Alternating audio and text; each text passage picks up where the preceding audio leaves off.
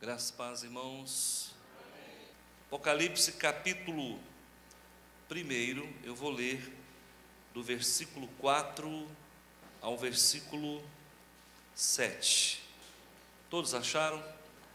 A palavra do Senhor diz assim: João, às 7 igrejas que se encontram na Ásia, graça e paz a vós outros, da parte daquele que é, que era e que há de vir, da parte dos 7 Espíritos que se acham diante do seu trono, e da parte de Jesus, a testemunha, a fiel testemunha, o primogênito dos mortos e o soberano dos reis da terra, aquele que nos ama e pelo seu sangue nos libertou dos nossos pecados e nos constituiu reino e sacerdotes para o seu Deus e Pai. A Ele a glória e o domínio pelos séculos dos séculos. Eis que vem com as nuvens, e todo o olho o verá, até quantos o traspassaram, e todas as tribos da terra se lamentarão sobre ele. Certamente, amém. Eu quero orar com você. Pai, em nome de Jesus Cristo, nesta tarde de hoje, nós estamos para cultuar o nome do Teu Filho. Senhor, em nome de Jesus, estamos aqui e vamos agradecer ao Senhor por esse dia tão abençoado e por essa semana que passou. Estamos começando uma nova semana e se descortina aos nossos olhos uma semana promissora, onde nós venceremos novamente em nome de Jesus, todos os dias, de segunda a sábado, de hoje a sábado, nós estaremos sempre com o nome do Senhor nos lábios, com o pensamento voltado aos céus e com práticas condizentes com a vida de um cristão renascido. Obrigado, Senhor, é no nome de Jesus que eu oro, amém. Jesus está voltando. Nós precisamos ter esperança, no mundo em que nós vivemos, nós precisamos ter alguns alentos, e o crente, o cristão, ele não tem nada mais para comemorar, nada que seja tão importante como a volta do Senhor Jesus. Lá no Monte das Oliveiras você encontra Jesus subindo aos céus, e ali também ele vai descer no mesmo lugar onde ele subiu, mas a igreja será chamada do céu, e isso é uma das coisas que eu falei hoje pela manhã. O arrebatamento da igreja não deve ser confundido com a segunda volta de Cristo. Isso faz confusão, não é? Então, o Senhor Jesus no arrebatamento, Ele chama a igreja para subir, e Ele nem precisa descer. Dos altos céus, então, Jesus chamará a igreja, e a igreja vai subir. E nós temos como referência na nossa fé, pelo menos o povo de Deus, os cristãos espalhados por todo o mundo, nós temos pelo menos 2 referências muito importantes no quesito fé. Primeiro, Abraão, que é o nosso pai, e que nos ensinou, após 25 anos de sofrimento, 25 anos de erros e acertos, ele conseguiu aferir a sua fé em Jeová, em Yahvé. Quando Isaac nasceu, a palavra de Deus havia se cumprido, e Abraão tinha galgado um degrau muito importante na fé, consolidado a sua fé. Fato é que tempos depois o Senhor requer a vida de Isaac. Então Abraão prepara uma viagem e leva o seu filho para o sacrifício, quando uma voz do céu brada e não deixou que Abraão fizesse aquilo. O que Deus na verdade queria era mostrar para o mundo e para o próprio Abraão que ele já era um homem aprovado, ele já era um homem aferido na fé. Eu não sei qual é o nível da fé que você ostenta, e eu quero te perguntar na tarde de hoje, como está a tua fé? Como que você tem se conduzido? A batalha da vida é árdua, vocês sabem que é. É muito difícil, irmãos, ser cristão no mundo de hoje. As tentações, as forças que nos atraem para as coisas do mundo é muito grande. A ponto de Jesus dizer lá na oração sacerdotal, Jesus disse: Pai, não peço que os tire do mundo, mas eu peço que os livre do mal. Nós vamos ter que conviver com as coisas desse mundo. Nós vamos ter que conviver com situações que podem nos levar à queda. E aí, por conta disso, Paulo então nos orienta: olha, tudo nos é lícito, nem tudo nos convém.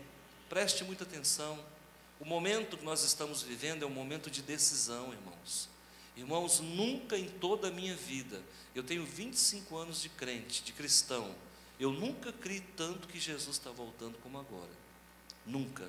Eu tenho visto as coisas acontecer de uma forma muito rápida.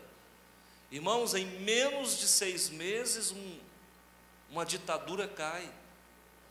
Em menos de um ano, um país que estava arrebentado se levanta. E um país que estava levantado cai. Nós estamos vendo a tecnologia, irmãos, cada dia mais avançada.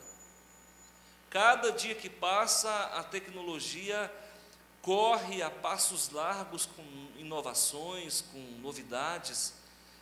E nós percebemos que na ciência também está andando muito rápido. Nós percebemos que algumas doenças que para nós eram tabus, hoje já estão totalmente nocauteadas. A ciência já tem tratamento, já consegue controlar, e os desafios têm aparecido, novas pestes, novas enfermidades. Hoje, se você entrar em qualquer portal da internet, você vai perceber de notícias, você vai perceber que há uma expectativa muito grande que o ebola chegue à Europa, e o portão de entrada é a França. Então nós estamos vendo, vislumbrando dias tenebrosos. E aí, como que nós vamos nos comportar? Certa feita nós compramos aqueles lotes que ficavam no Jardim Engrácia Vaz, e nós compramos 2 lotes lá, uns anos atrás, e quando eu estive lá, com 3 ou 4 irmãos, eu fui logo após a escola bíblica dominical, mostrar para os irmãos. Quando nós chegamos naquele lugar, eu me lembro como se fosse hoje, eu fechando os olhos na oração, eu vi uma arca, como se fosse a arca de Noé, muito grande, e os lotes, eles tinham 84 metros de comprimento, porque era um atrás do outro, e ali, enquanto nós orávamos, era por volta das 11, 11h30 da manhã, eu vi uma grande arca, e eu fiquei olhando com os olhos espirituais para aquela grande arca, e como que se perguntasse a Deus e dissesse: mas o que significa isso? O Senhor testifica no meu coração e disse: olha, essa igreja é uma igreja que vai preparar o meu povo para subir. Essa igreja é a igreja que vai oferecer proteção ao meu povo contra os ataques do mundo aí fora. Então, eu me sinto, e nós somos a arca de Deus para o século presente. É aqui que as vidas são guardadas, é aqui que as pessoas são renovadas espiritualmente, porque, irmãos, para a honra e glória dele, o evangelho que ainda se prega aqui é um evangelho desprovido de interesses escusos. Nós falamos da parte de Deus e falamos com seriedade. Eu levo para a honra e glória do Senhor, eu levo isso aqui com muita seriedade. Hoje eu saí daqui, era 3 horas da manhã, eu falei: só saio daqui depois que eu resolver algumas situações com o Senhor. E eu pude perceber que o Senhor tem nos tratado com seriedade também, porque nós temos sido honestos para com Ele. O que eu desejo como pastor dessa igreja? Que você entenda que Jesus está voltando, e a volta dele é para te levar para um lugar muito glorioso, um lugar muito grandioso. Mas é preciso que eu esteja o tempo todo balizando a sua fé, te reconduzindo, te orientando. Quando nós saímos daqui, você vai ser atacado por essa corrupção mordaz que está da porta para fora. Você vai ter emoções fortes durante a semana, você vai ter desentendimentos durante a semana, você vai passar por privações, dificuldades às dezenas, problemas na família, sabe? Você vai ser ofendido, você vai ser às vezes humilhado, você vai passar por constrangimentos, por carências, e se a sua fé não estiver totalmente assim alicerçada na palavra, irmãos, a gente vai chegar aqui a semana que vem muito fraco, muito debilitado espiritualmente, e muitos talvez nem vão chegar, porque pelo caminho mesmo se perde. Então Jesus disse: olha, não quero que vocês saiam do mundo, mas eu peço a Deus que livre vocês de todo o mal. Nós estamos cercados pelo mal o tempo todo. Você saiu da porta para fora, tudo é mal. Os dias são maus, as pessoas são más, o sistema econômico financeiro é mau, sabe? A promiscuidade aí do lado de fora é gritante. Então, o que eu preciso fazer com esses 40 minutos que eu tenho para falar contigo? Eu preciso te dar sobrevida em Cristo Jesus, eu preciso te dar qualidade de vida, e eu não vejo outra forma de promover qualidade de vida se nós não estivermos alicerçados na palavra do Senhor. Amém? Então aqui, voltando para Apocalipse, nós temos aqui uma carta. Jesus está se comunicando com a igreja, as 7 igrejas que se encontram na Ásia. Deixa eu te orientar no seguinte: essas 7 igrejas representam todas as igrejas do mundo, representa todas as igrejas de todas as épocas. Então nós estamos aqui representados nesse contexto. Nós somos uma das 7 igrejas da Ásia, e as igrejas da Ásia, para que você entenda, elas não se circunscrevem somente ao tempo de João, mas elas estão numa faixa muito extensa de tempo que nos engloba. Então, João está se comunicando com a igreja e está dando um testemunho da pessoa de Jesus, e no final ele diz que Jesus voltará com as nuvens, até as nuvens, e vai chamar a igreja para o arrebatamento. Pois bem, o que nós podemos perceber? Que aqui o apóstolo está diante de um quadro sobrenatural. Por quê? Porque ele está na presença de Deus, ele está na presença do Espírito Santo, aqui representado pelos 7 Espíritos que estão diante do trono de Deus, e ele está na presença do Senhor Jesus. E aí ele começa a declinar uma série de predicados que tentam nos trazer uma radiografia segura de quem é esse Jesus. E ele começa dizendo assim: da parte de Jesus Cristo, a fiel testemunha. E a Bíblia diz que nós devemos andar como Jesus andou. E para que nós possamos expressar uma fé vitoriosa, e essa fé é aquela que aguarda a volta dele, assim como ele foi uma fiel testemunha, nós também precisamos ser fiéis e precisamos testemunhar desse Deus Todo-Poderoso. Por que Jesus é considerado a fiel testemunha? E você vai observar que esse fiel está com F maiúsculo. Ele é muito mais do que uma qualidade, um adjetivo, ele é um substantivo. F maiúsculo aqui nos remete a um substantivo próprio. Jesus, ele é fiel. E ele é tão fiel que ele sai da classe gramatical de adjetivo, de predicado, e passa para a classe gramatical de nome próprio. Jesus é tão fiel que a sua essência se confunde com suas qualidades. Então o Senhor Jesus, fiel, e fiel testemunha por quê? Porque ele testemunhou do amor de Deus até o último instante, e foi obediente até a morte de cruz. Então, irmãos, ele está dizendo para nós: olha, assim como Jesus foi fiel, era a fiel testemunha, é a fiel testemunha, seja você também fiel testemunha do Senhor Jesus. Nós somos tentados no mundo de hoje negar o amor de Deus, sim. Somos tentados a negar a nossa fé, com certeza. Somos tentados a fazer conexões com o mundo todo dia. Somos tentados a serem fiéis a Deus em oferta, em dízimo, em amor? Claro que sim. Mas escuta, Jesus vem para quem é fiel, assim como Ele foi. E Ele disse: eu venci o mundo, vocês também vão vencer. Não é porque eu sou Deus que eu posso vencer e você não pode, porque eu também tenho natureza humana e na condição de 100% homem. Então Ele foi como você, em tudo foi tentado. Jesus foi tentado a se corromper? Foi. Ele foi tentado a pecar? Claro que foi. Mas Ele foi fiel e Ele testemunhou do amor. O que é que transborda em você? Qual é o objetivo primaz da tua vida? Aonde você verdadeiramente deseja chegar? Que tanto de Jesus você tem dentro de si? Quais são as tuas verdadeiras convicções? Em quem você efetivamente crê? Você tem os olhos voltados para o mundo ou você tem os olhos voltados para Deus? Isso parece subjetivo, mas não é, irmãos. Isso é muito concreto para nós cristãos.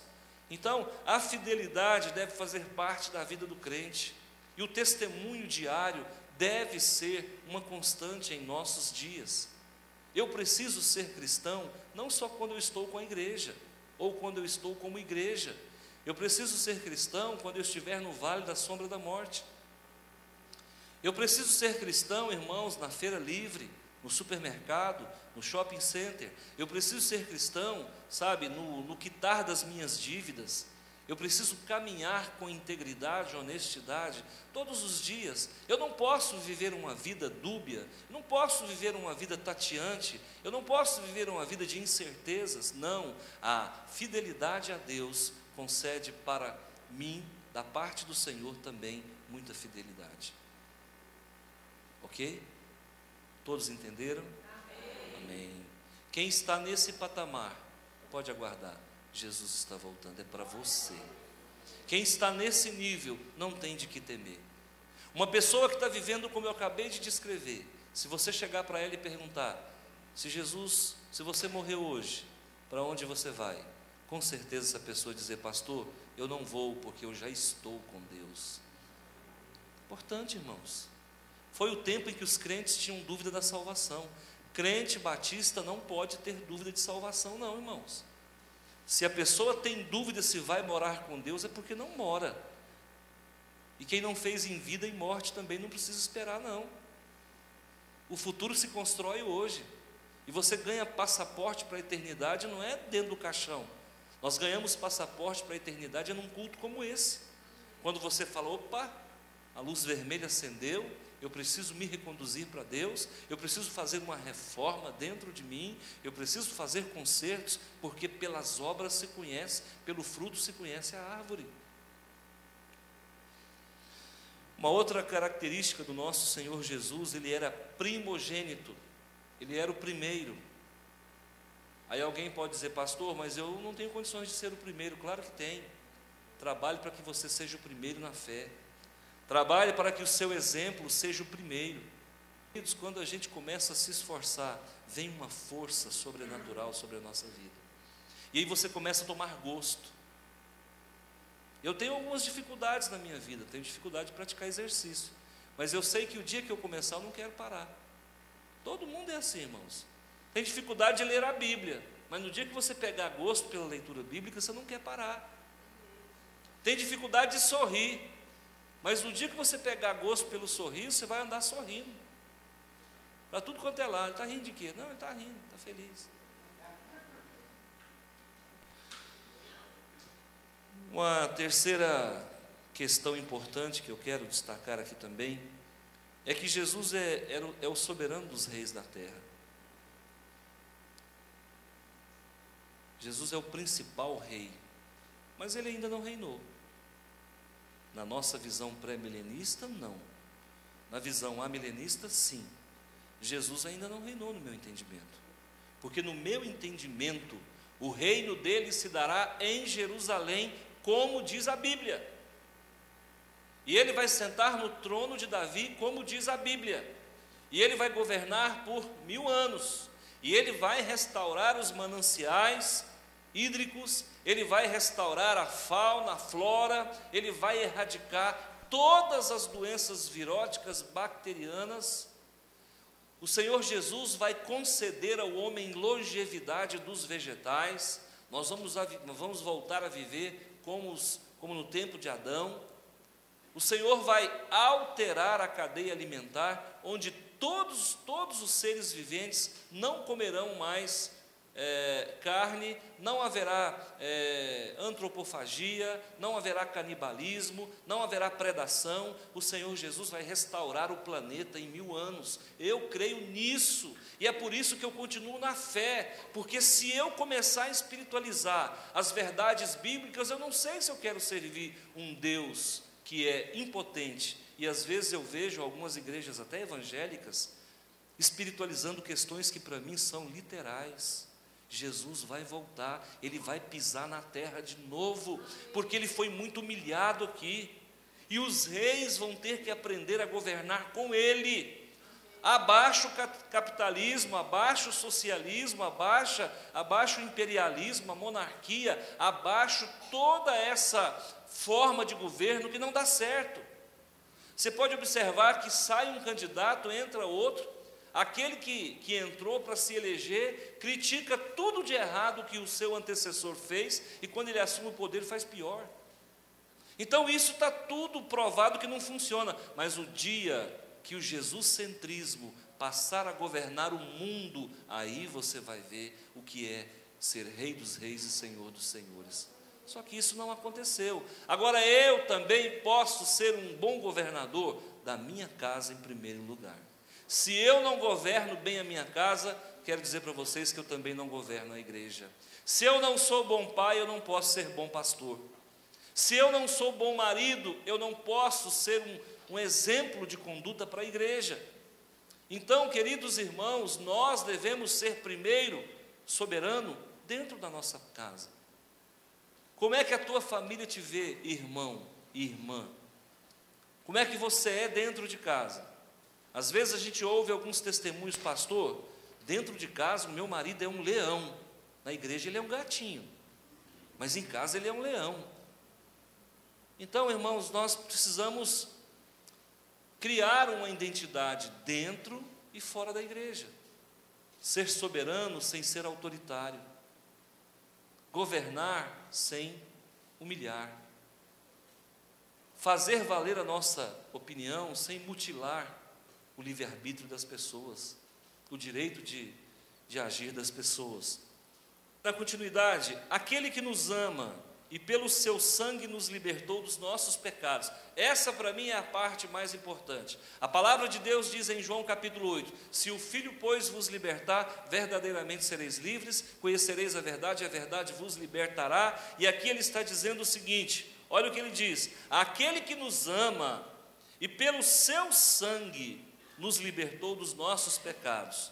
E aí vem uma pergunta, se Jesus já fez isso, se isso é voz passiva, por que nós ainda derrapamos, atolamos em alguns lamaçais de pecado?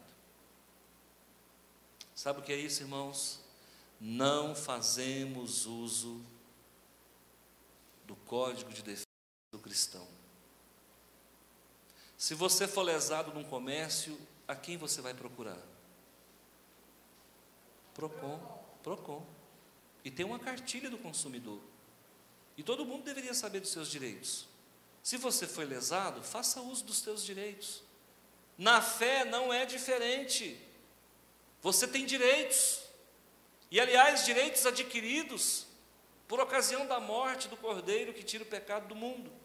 E um dos direitos adquiridos na cruz do Calvário, onde Jesus morreu a minha morte, a tua morte, é o direito de não pecar. Pastor, mas por que eu peco? É porque existem áreas obscuras na minha vida. Existem áreas dentro do meu ser que não foram ventiladas pelo Espírito Santo. Existem regiões dentro de mim que se parece mais um porão do que verdadeiramente uma sala de estar, onde Jesus não pode entrar, onde não tem refrigério.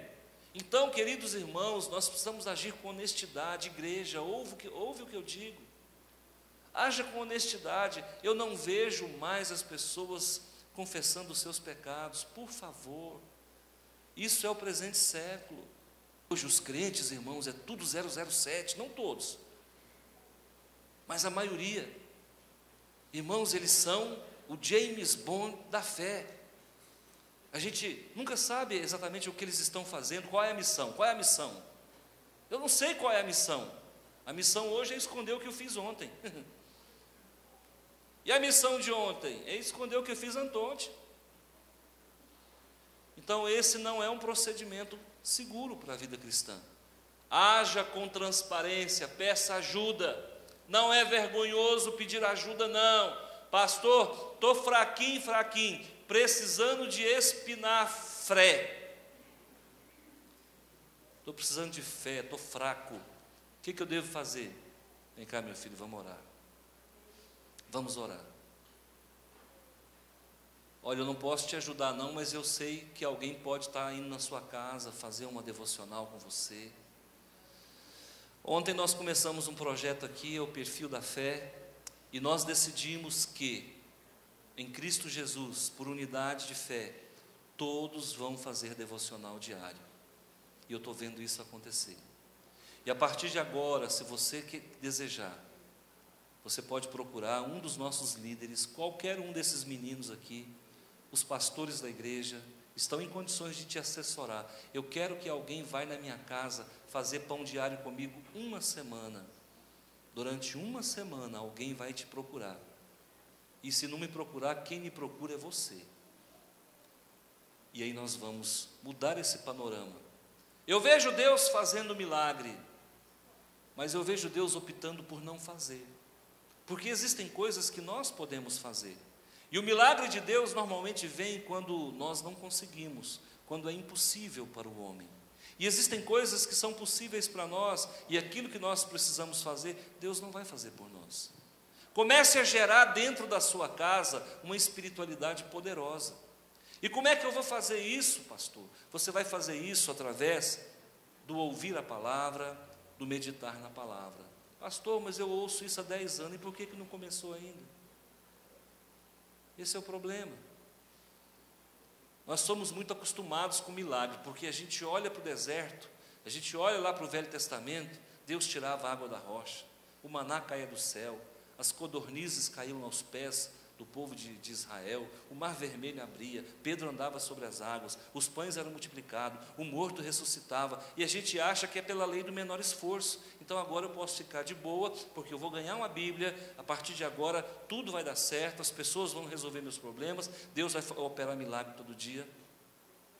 Não funciona assim, irmãos. Você pega todos os milagres que Jesus fez e multiplica e divide por 3 anos e meio, você vai ver que não tinha milagre todo dia. Ele nos libertou do pecado. Se existe pecado na tua vida, saiba que isso vai complicar no dia do arrebatamento. Pode ser que esses pecados, que porventura você cometa, sejam uma prova inequívoca de que você ainda não nasceu de novo. Não confunda convencimento com conversão. Existem pessoas convertidas à denominação batista, presbiteriana, assembleiana, metodista.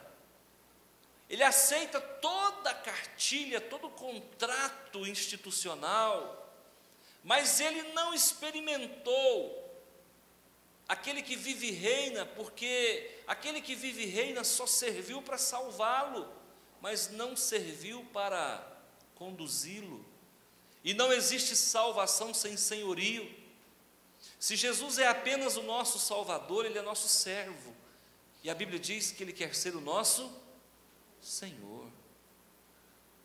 O pecado não pode te dominar. Se você está escravizado por alguma situação, é preciso rever, é preciso pedir ajuda. Eu vejo, irmãos, nos dias que nós estamos vivendo, pessoas viciadas nos mais variados tipos de coisa. Uns são viciados em tal coisa, outros são viciados em outro, outros são viciados em outro. Até comer é vício, irmão.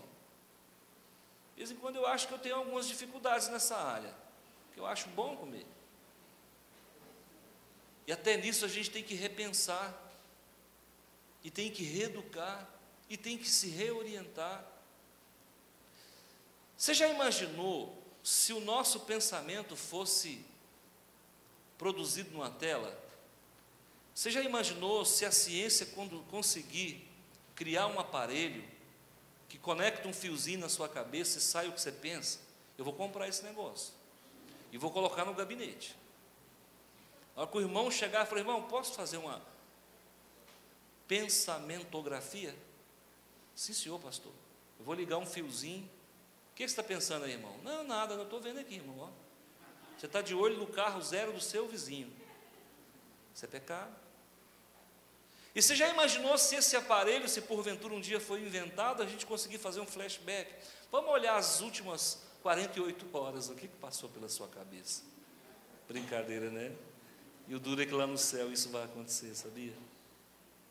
Lá vai passar um filme em 3D.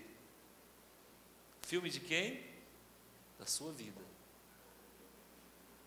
Tudo aquilo que você viveu e no que você errou será mostrado para você. Porque o povo tem memória curta, né?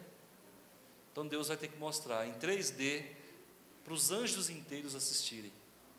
É o cinema Ghost, do outro lado da vida. Queridos irmãos, eis que vem com as nuvens e eu quero subir. Amém? Quem quer subir? Aleluia. Eu quero encerrar essa palavra dizendo para você assim, ó, nesse dia, todo olho verá,